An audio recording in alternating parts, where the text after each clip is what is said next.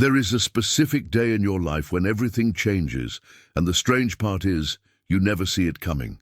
It doesn't happen on your birthday, or on New Year's, or when you finally feel ready. It happens on a normal day, when you wake up, look at your life, and quietly realize something uncomfortable.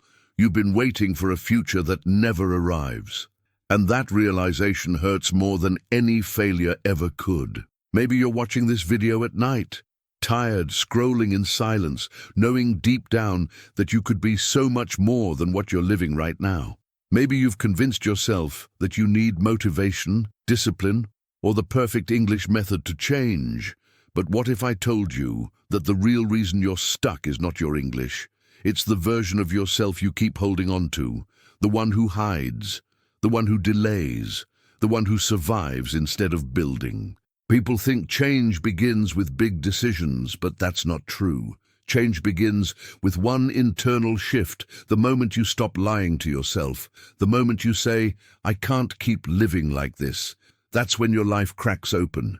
That's when your future starts breathing, and strangely, English becomes the tool, not the destination, that helps you rebuild everything from the inside out. In this video, you won't just learn English. You'll learn the psychology behind the days you give up, the mornings you promise tomorrow, the fears that keep you silent, and the identity you've been dragging behind you for years. This is not motivation.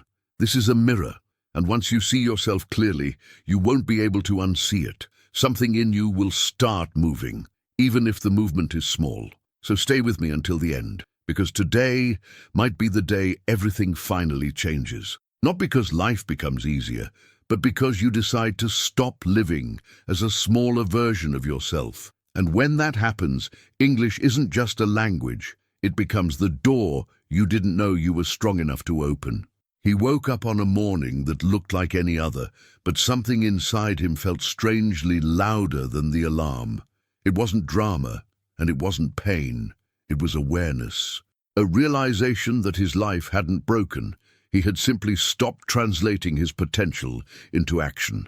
And the silence of that truth was heavier than any failure he ever feared, because it showed him that nothing external was holding him back. It was everything he wasn't doing. For years he had whispered the same micro-lie to himself. I'll start tomorrow. It sounded innocent, almost comforting, but deep down he knew it was just his brain trying to protect him from discomfort. Not laziness, survival mode. Tomorrow was the safest word he knew, but every time he said it, he postponed the life he wanted. When he counted how many tomorrows he had already wasted, the number scared him more than any difficult task ever did. That morning he tried something tiny, almost ridiculous, a 3-minute English micro-task. Just one sentence spoken out loud. Simple, fast, almost embarrassing. But when he said it, something unlocked inside him, like a door that had been rusted shut finally moving a few centimeters. It wasn't about English. It was about proving to himself that doing a tiny action today was more powerful than promising a huge action tomorrow. He always believed he wasn't disciplined, that other people simply had a stronger personality or a better brain. But sitting at the edge of his bed, he realized maybe that belief was just an old self-image stuck in a past version of himself. Identity glitches work like that. They trap you in a narrative that stopped being true years ago. So he tried something new, speaking one English sentence in the present tense about the future he wanted. And as he said, I am learning the language that will change my life, he felt a strange mixture of discomfort and possibility. It felt rebellious to speak about himself in a way his old identity didn't recognize. But that sentence planted a new mental seed, a small shift in how he saw himself. He noticed later that morning how easily he slipped back into comfort, the routines that felt safe but kept him small. This time, instead of obeying them, he questioned them. He grabbed his notebook and wrote down one moment where he chose comfort instead of progress. Seeing it on paper was like shining a flashlight on something that had been hiding in the dark. And then came the emotional click. The moment he realized English wasn't just a language. It was a symbol of his future. Every new sentence forced him to imagine a version of himself who had opportunities, conversations, courage. He wasn't memorizing vocabulary. He was building a new identity through tiny linguistic decisions. This made each English word carry meaning far beyond grammar. It became a vote for the person he wanted to become. He asked himself a question he had avoided for years. What problem in my future could English solve for me? Suddenly the answers poured in. Better jobs, safer opportunities, the confidence to stand in rooms he once felt too small for. And with that question, something shifted. Potential wasn't something magical waiting to appear. It was something activated through small, repeatable actions today. He didn't know it yet, but this quiet morning, this moment of honesty, rebellion, and small courage would lead him toward an uncomfortable truth most learners never face. Sometimes, the fear of English is not about English at all, but about becoming someone your old life no longer recognizes. He had always thought he was afraid of English, the grammar, the mistakes, the judgment. But as he walked through his day, he began to notice a deeper truth whispering beneath that fear. It wasn't the language that scared him. It was the idea of becoming a new version of himself, one that would no longer fit inside the limits of his old life. And that realization felt like standing in front of a door he had avoided opening for years. If he truly wanted to stay stuck, all he had to do was keep using the same words he'd always used, the vocabulary that protected his old identity. Because language isn't just communication, it's possibility. The fewer words you use, the fewer futures you can imagine. The smaller your vocabulary, the smaller your life becomes. And he started to understand that every time he avoided learning new expressions, he was also avoiding new opportunities, new rooms, new versions of himself. He noticed something else too. He was terrified of being around people who spoke better English than him. Not because they were intimidating, but because being near them made his brain wake up, made his potential stretch, made his old identity uncomfortable. Yet that discomfort was exactly what he needed. So he made a rule, 2 minutes a day of English input that made him feel slightly inferior. A short podcast, a clip of a native speaker, a sentence he didn't fully understand. That small exposure created a crack in the ceiling he had placed above his growth. He also realized he had been ignoring a psychological principle he had never learned about, but had always lived inside, the Galatea effect. Your expectations become your limits. If you expect failure, your mind prepares for it. If you expect struggle, your behavior aligns with it. And he had been expecting so little from himself that his progress had no room to breathe. So he wrote down one expectation he had never allowed himself. I expect myself to become fluent enough to work anywhere in the world. It felt bold, almost forbidden, but it lit something inside him. And of course, he still wanted predictability. His brain loved his routines, even the painful ones, the scrolling, the passive watching, the quiet frustration. The familiar chains were more comfortable than the unfamiliar freedom. So he picked one comfort routine that held him back and circled it. For him, it was watching videos in silence, pretending it counted as studying. That small act of honesty became a new starting point. With every tiny shift, he began to see that his fear wasn't about English mistakes or people judging him. It was about shedding an identity that felt safe, even if it was built from limitation. Changing a language forces you to change how you think, how you express yourself, how you see yourself. No wonder it felt scary. Identity transformation always does. By the end of the day, he understood something he wished he'd known years earlier. Fear of English is often fear of evolution, fear of outgrowing the life you've known, fear of becoming someone your old world no longer recognizes. And that, he realized, was the exact place where real transformation begins. The uncomfortable doorway that leads to a future he wasn't ready for, yet couldn't stop walking toward. People see the man on the bus at 5 a.m. with trembling hands holding a small notebook and think he's just studying English, but they don't realize he's in the middle of a private negotiation with his future. The city is still half asleep, the world quiet, and yet there he is, fighting the version of himself he refuses to become again. His fear isn't of the grammar or the words. His fear is spending another year trapped in the same job, the same routine, the same invisible life. So he studies not out of confidence, but out of a deep desire to not repeat the past. Every new word he whispers on that shaking bus is not just vocabulary, it's a vote. A vote for a different identity, one he still doesn't fully believe he deserves. He doesn't study because he feels fluent. He studies because he wants to feel free. That notebook is not filled with words, it's filled with promises. And even though he doubts himself daily, each sentence slowly builds a version of him that looks a little less afraid and a little more capable. Nobody applauds him. Nobody sees the early mornings, the tired eyes, the frustration of repeating the same sentence 10 times until it finally feels natural. Progress that happens in silence is the hardest to trust because there's no cheering, no validation, no immediate reward. But the truth he doesn't yet know is that repetition without recognition is exactly how neuroplasticity rewrites a destiny. His brain is changing even when his life still looks the same. He has no audience, no teacher standing beside him, no motivational music playing in the background. Just him, the bus, and 3 phrases he repeats every day. I can learn this. I can improve. I can change.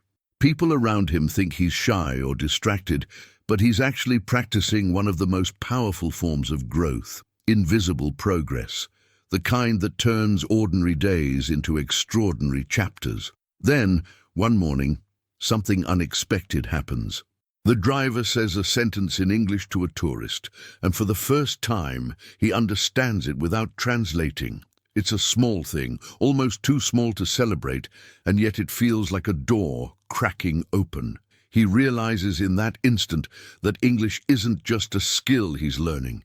It's permission to dream bigger, to work abroad, to earn more, to walk into rooms he once avoided. As the bus moves forward, he asks himself a question he has never dared to answer honestly. What door would English open for me if I truly committed? And the answer begins to unfold. Opportunities that once looked unreachable suddenly appear possible. Jobs he dismissed, countries he never considered, conversations he always feared. For the first time, the future looks bigger than the present. He closes his notebook slowly, feeling something new growing inside him, not fluency, not confidence, but momentum, the kind of momentum that starts quietly, like a heartbeat before a leap. And as the sun rises outside the window, he understands something powerful. He didn't choose English. English chose him as the bridge to the life he's trying to build. What he doesn't know yet is that this quiet battle on a morning bus will become the turning point of his story, a story that's about to challenge everything he believes about fear, identity, and the voice inside him that says, "You're not ready."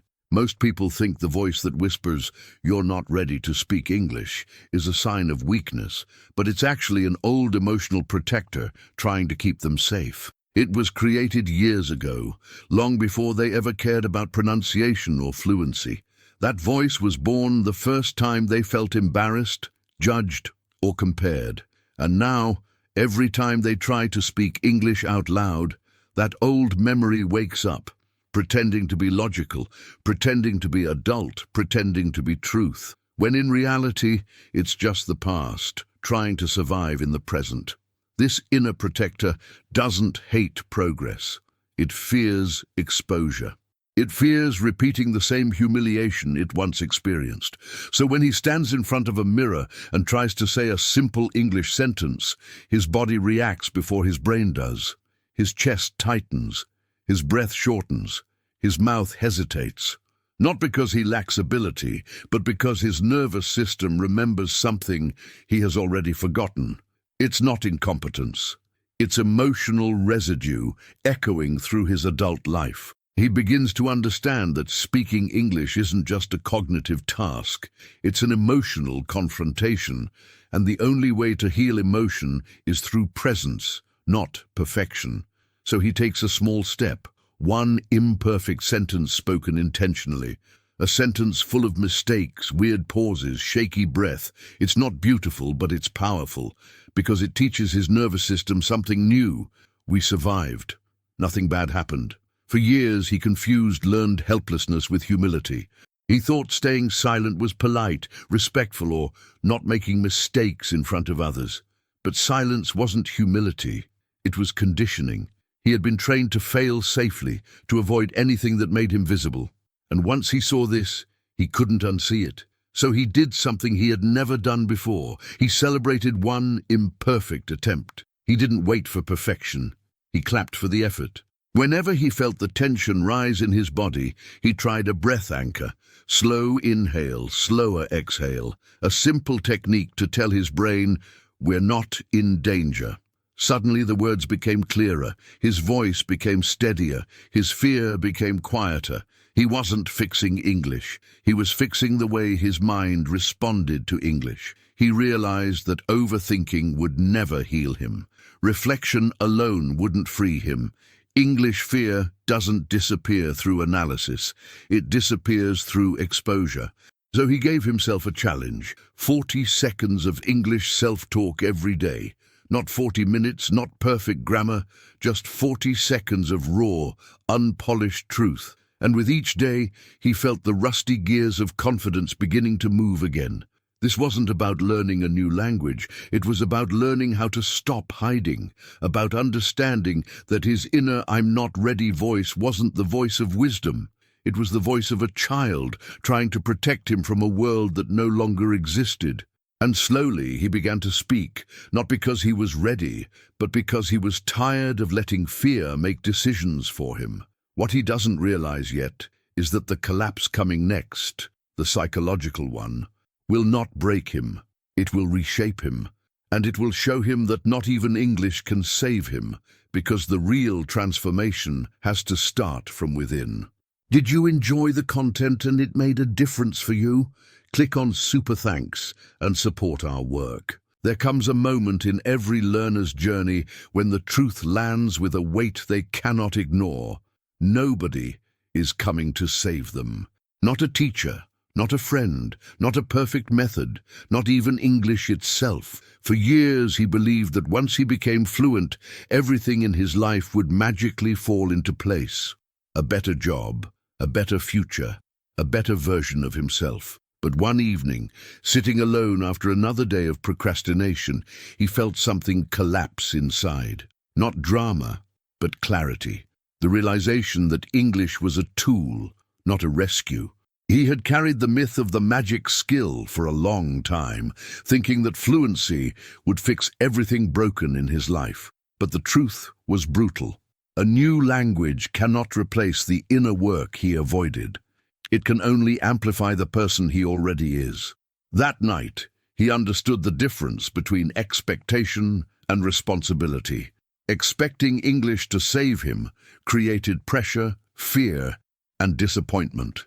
Using English as a tool to rebuild his life created movement.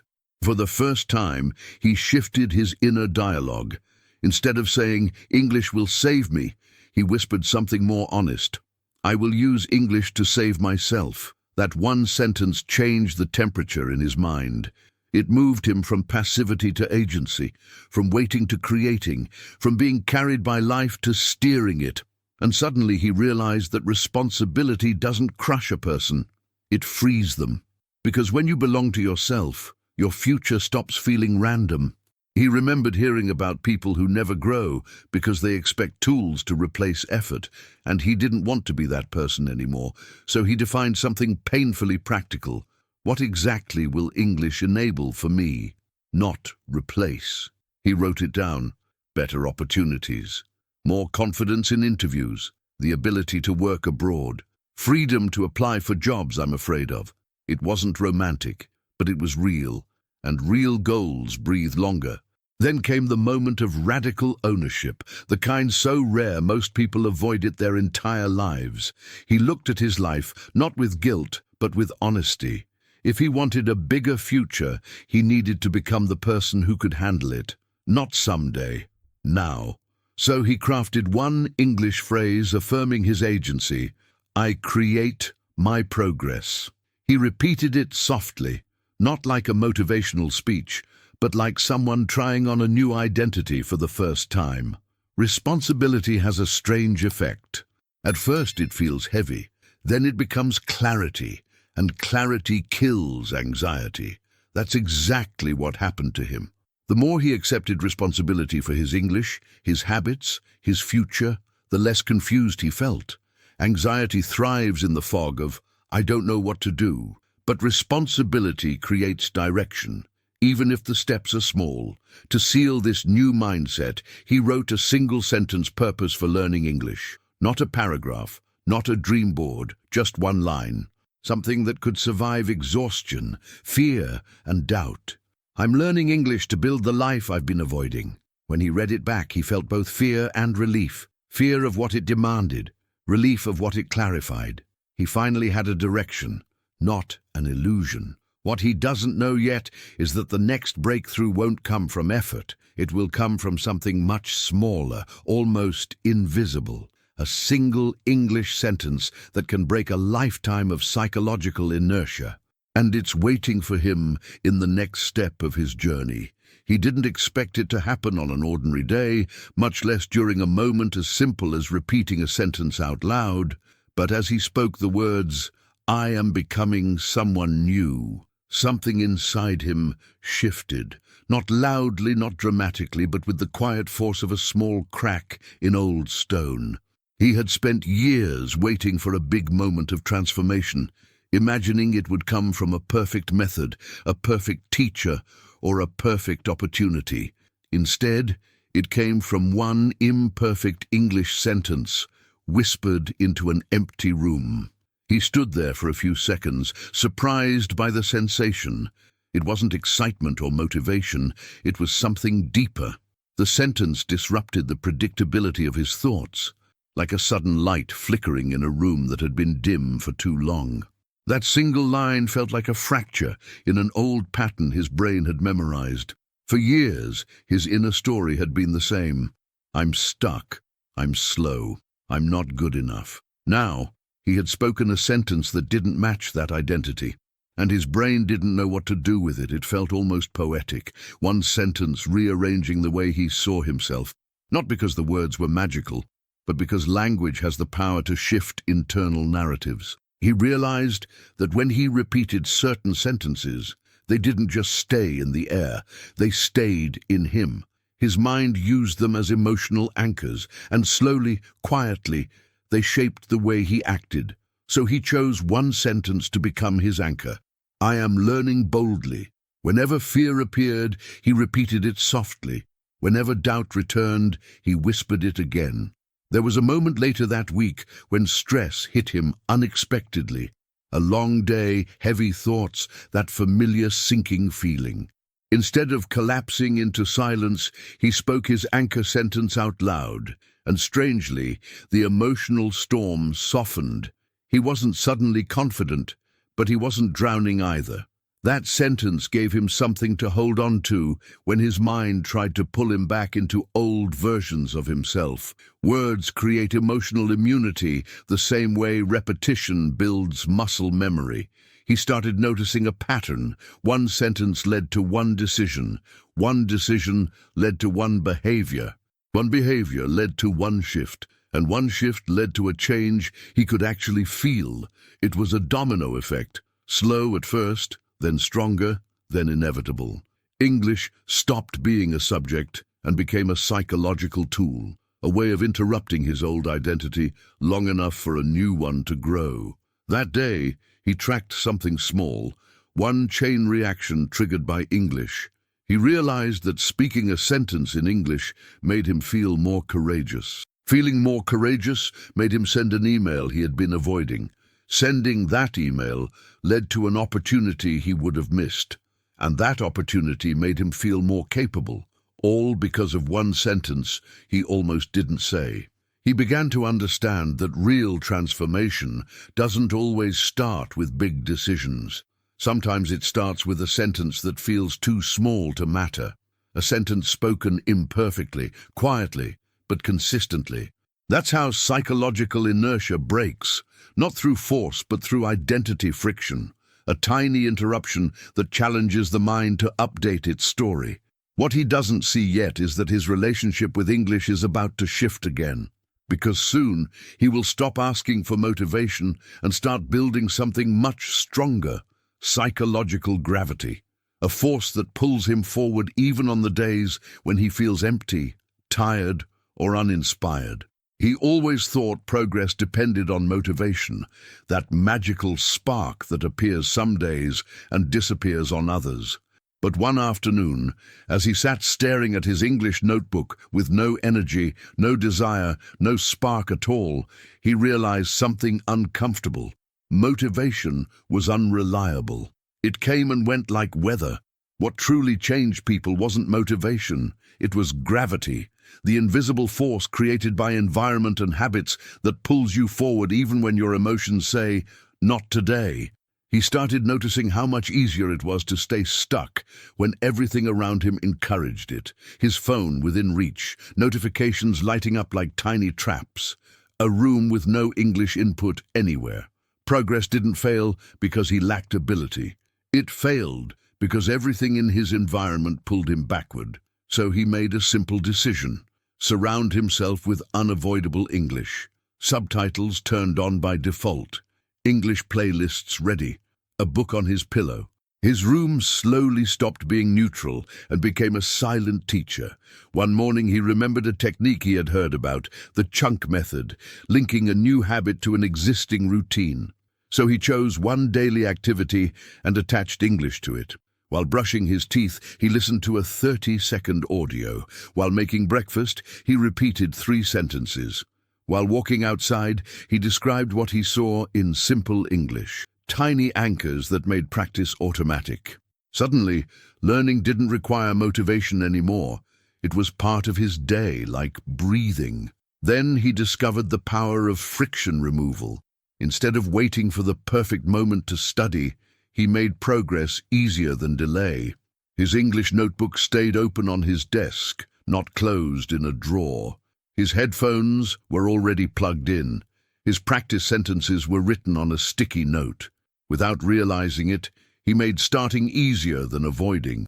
Behavioral economics disguised as self-care. Slowly, something new was born: momentum. Not the explosive kind that comes with motivation, but the quiet, steady kind that grows when friction dies. He started doing 5 minutes of English even on days he felt tired, even on days when he didn't feel like himself. That consistency created gravity.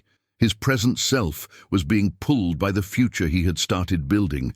He noticed how different life felt when progress didn't depend on inspiration. He didn't wake up thinking, "I have to study." He woke up thinking, "This is just what I do." Identity began to catch up with behavior, and the more he acted like a person who learns English daily, the more natural it felt to become that person. Each week, he performed a small ritual he called the friction audit. What stopped me this week? What slowed me down? What made English feel heavy? And each answer led to a small adjustment: moving a book, changing a routine, deleting one app, adding a reminder. Progress wasn't random anymore. It was engineered, and without realizing it, he was preparing himself for the final switch, the moment when English would stop being a goal and become a personal revolution, a quiet turning point where identity, purpose, and action would finally align, and nothing in his life would feel the same again. There comes a moment in every learner's journey when the question changes. It's no longer, "How do I learn English?" but "Why am I really learning this?" He felt this shift late at night, staring at the ceiling after another long day. The usual superficial answers didn't satisfy him anymore. Something deeper was asking to be heard. Something in him wanted honesty, not excuses. So he asked the 3 questions he had avoided for years. Why not yet? Why not me?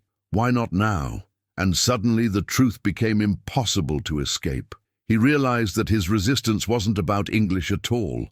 It was about the version of himself who was terrified of change, a version shaped by old patterns, old wounds, old beliefs. That inner voice wasn't wrong or bad, it was simply outdated.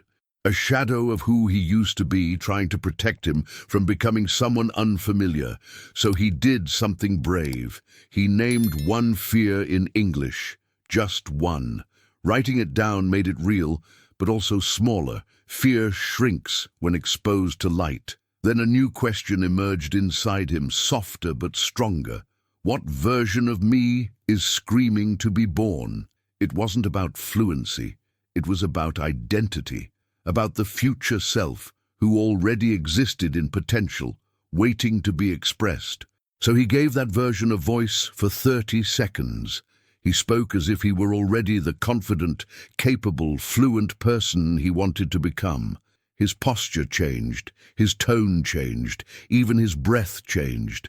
It felt like trying on a new life. And then came the quiet moment of irreversible choice. The moment when transformation stops being a possibility and becomes an identity.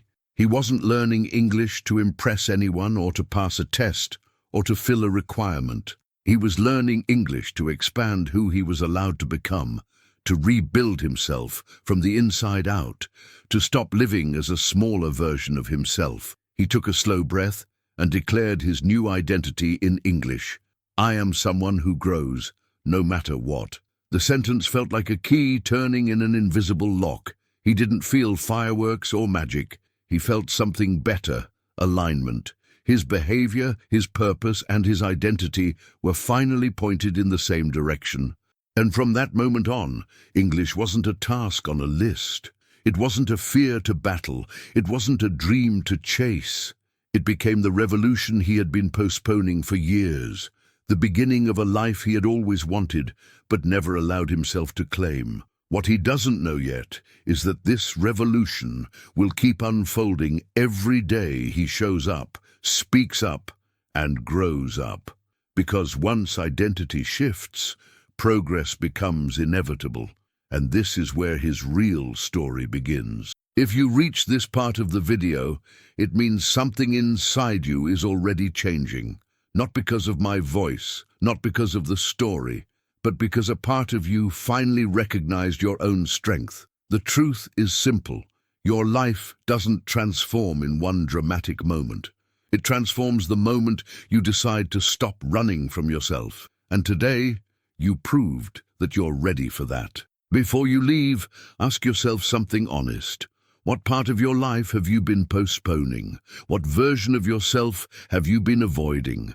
And what could happen if you finally gave your English and your future the attention they deserve? You don't need a perfect plan. You just need one decision: to stop waiting for a different life and start building it sentence by sentence. Think about this. What would your life look like 1 year from now if you practiced English for just a few minutes every day with real intention? What opportunities would appear? What fears would disappear? What doors would finally open? English is not just a language. It's a key, and you are the only person who can decide where it will take you. If this video made you feel something, hope, discomfort, courage, hunger, anything, let it guide your next step. Share your thoughts in the comments. Tell your story. Tell me what you're fighting for. Sometimes writing one honest sentence is the first real act of transformation. And if you want to keep growing with us, learning English through stories that actually change you, activate the notifications, subscribe and stay close. We create these videos for people like you, people who are ready to live, not just exist. The next chapter of your life starts when this video ends, not someday, not tomorrow. Now,